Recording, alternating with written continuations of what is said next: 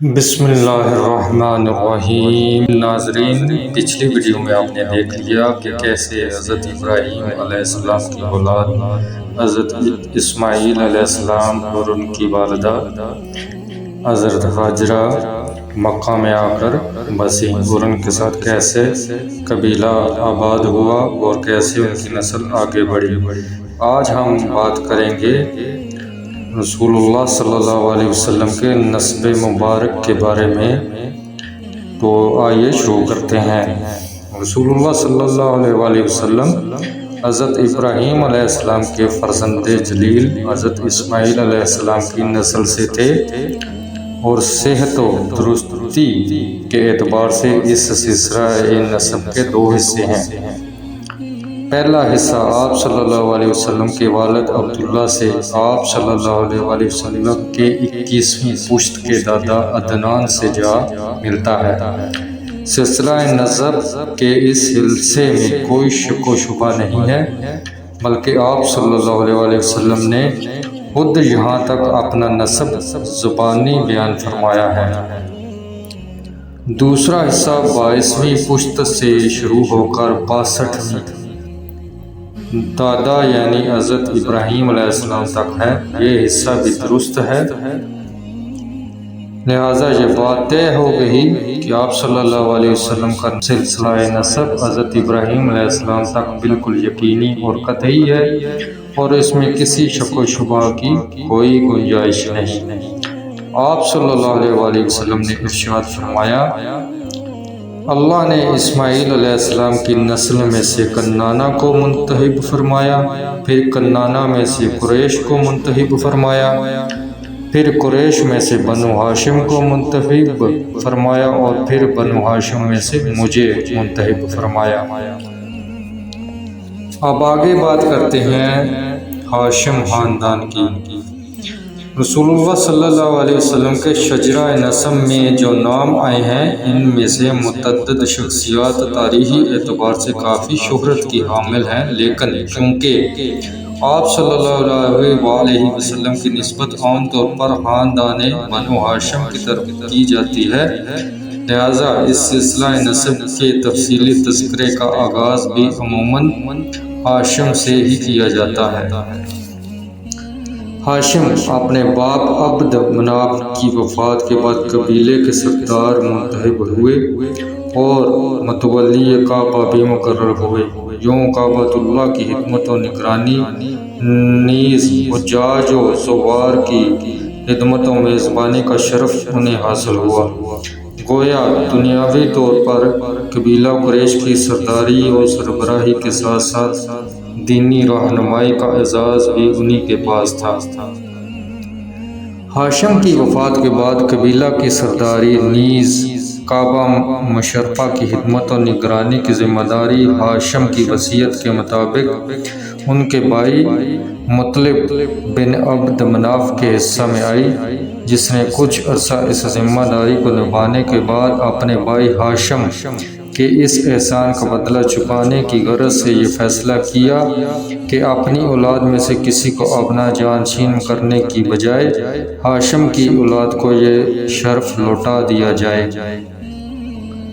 ہاشم کی ملک شام کی طرف تجارت کی غرض سے بکثرت آمد و رفت رہتی تھی۔ اس سفر کا راستہ یثرب یعنی مدینہ سے گزرتا تھا، جہاں اکثر دوران سفر ہاشم کا قیام بھی رہتا تھا، جس کی وجہ سے وہاں ان کی خاصی شناسائی بھی تھی۔ ایسے ہی ایک سفر کے موقع پر مدینہ میں قیام کے دوران ہاشم نے وہاں مدینہ کے ایک معروف و معزز خاندان بنو نجار کی ایک خاتون سلمہ بنت عمرو سے شادی کر لی تھی، اور اس شادی کے بعد جلد ہی وہ اپنی منزل یعنی ملک شام کی طرف روانہ ہو گئے، جہاں فلسطین کے علاقے غزہ میں پہنچ کر بیمار پڑ گئے اور پھر وہیں ان کی وفات ہو گئی۔ ادھر ان کی وفات کے بعد مدینہ میں ان کے بیٹے کی ولادت ہوئی، جس کا نام اس کی ماں نے شیبہ رکھا۔ ہاشم کی اس شادی اور پھر اس بیٹے کی پیدائش کے بارے میں مکہ میں ہاشم کے بھائی مطلب کے سوا کسی کو علم نہیں تھا۔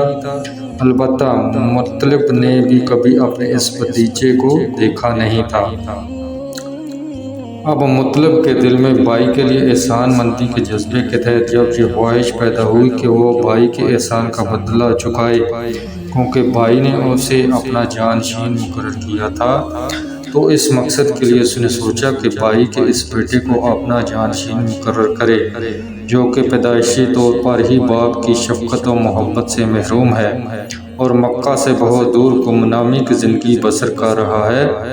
چنانچہ وہ ایک روز اس کی تلاش میں مدینہ جا پہنچا۔ بھتیجے سے ملاقات ہوئی۔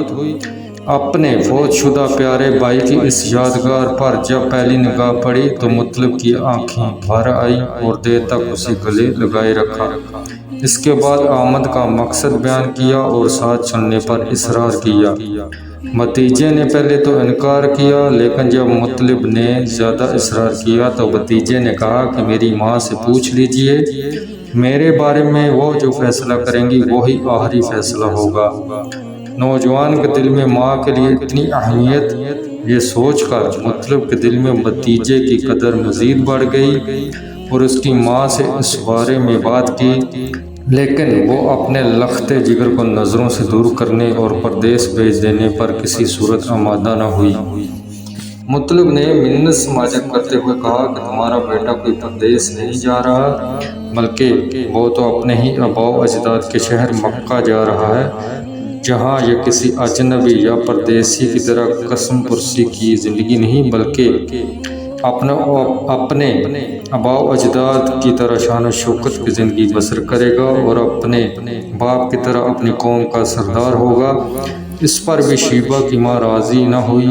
تب مطلب نے کہا کہ اس سرداری و سربراہی سے بھی بڑھ کر یہ کہ تمہارا یہ بیٹا وہاں اللہ کے گھر کا متولی ہوگا، اس سے بڑا اور کیا شرف ہو سکتا ہے۔ تب شیبہ کی ماں اسے اس کے چچا کے ہمراہ مکہ بھیجنے پر رضامند ہو گئی۔ جو مطلب اپنے فوت شدہ بھائی ہاشم کی اس نشانی کو ہمراہ لیے ہوئے مدینہ سے مکہ کی طرف روانہ ہو گیا۔ یہ سفر طے کرنے کے بعد مطلب اپنے بھتیجے شیبہ کو لیے ہوئے مکہ پہنچا تو لوگوں نے دیکھا کہ ان کے سردار کے ہمراہ اونٹ پر ایک نوجوان بھی سوار ہے۔ تب وہ کہنے لگے کہ دیکھو، ہمارا سردار اپنے لیے ایک نیا غلام خرید لایا ہے، جس پر مطلب نے انہیں تنبیہ کرتے ہوئے کہا کہ یہ کوئی غلام نہیں، یہ میرا بھتیجا ہے اور یہی تمہارا مستقبل کا سردار بھی ہے، کیونکہ میں نے اسے اپنا جانشین مقرر کیا ہے۔ اس کے بعد مکہ میں مطلب نے اپنے اس بھتیجے کے ساتھ ہمیشہ اس قدر شفقت و محبت اور لاڈ پیار کا معاملہ روا رکھا کہ چچا کے اس حسن سلوک اور شفقت و مہربانی سے متاثر ہو کر بھتیجے نے زندگی بھر خود کو اپنے اصل نام شیبہ کی بجائے عبد المطلب کہنا پسند کیا۔